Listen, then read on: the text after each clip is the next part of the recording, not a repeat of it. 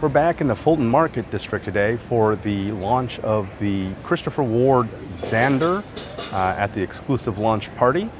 A quick wrist check before we go in. Today I am wearing the Maurice Lacroix Acon Tide in hot pink.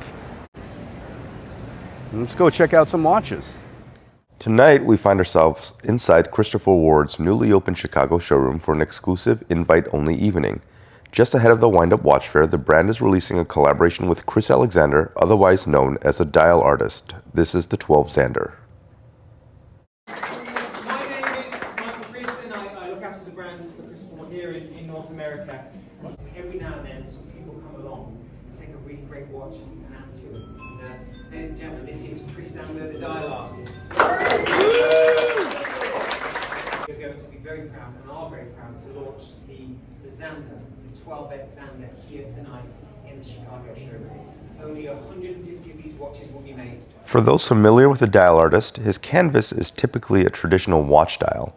However, the foundational architecture here is Christopher Ward's flagship skeletonized piece, the 12X. Because there's no dial to speak of, Chris has hand-painted the internal components of the movement directly. Personally, I think this artistic vision aligns beautifully with a hyper-modern open-work architecture.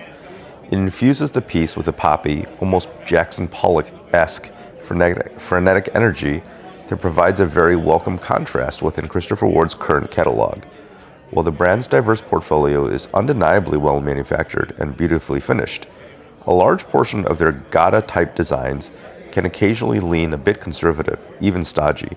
The 12 Xander completely breaks that mold. Now let's talk about how this watch actually wears on the wrist. The bezel comes in at 41mm with a case thickness of 12.3mm, though a huge portion of that is the boxed sapphire crystals on both the front and back.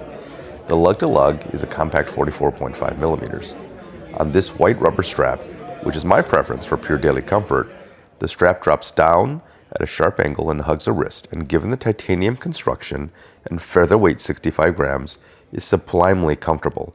However, if you opt for the integrated titanium bracelet, keep in mind that this extends the functional lug-to-lug, meaning the watch wears more substantially than the 44.5mm implies. Now, of course, I couldn't go to the showroom without trying some other pieces on. This is the Christopher Ward Bel Canto Lumiere, which is an absolute masterclass in visual showmanship. By building their iconic hourly chime mechanism inside a lightweight grade 5 titanium case, they've managed to amplify the acoustic tone beautifully. But what truly captures your attention is the dial geometry, featuring three-dimensional deeply layered superluminova elements that create an almost holographic light show when the room goes dark. Now, if you were to ask me where I would actually spend my money instead of the Bel Canto Lumiere we just looked at, my answer is right here. The C60 Trident Lumiere. What I love about this reference is it successfully bridges the gap between the two worlds. It retains those hyper-modern, three-dimensional molded global light lume blocks on the dial, but places them inside a silhouette that honors classic timeless dive watch DNA.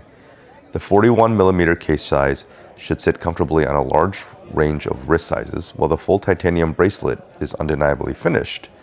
Seeing the black dial variant on this integrated orange and black rubber configuration completely won me over. Christopher Ward makes some of the best fitting rubber straps in the business, and removing the rigidity of the titanium end links makes an already lightweight 53-gram case head feel absolutely sublime on the skin. The subtle orange provided that perfect intentional pop of color against a stealthy black ceramic bezel. It keeps the watch playful, highly expressive, and fundamentally hypoallergenic on the wrist. When it comes to value in the integrated bracelet space, Christopher Ward's 12 remains practically unmatched. But this specific version, the hand-wound 12 C60, murdered out in an all-black DLC coating, is a completely different beast.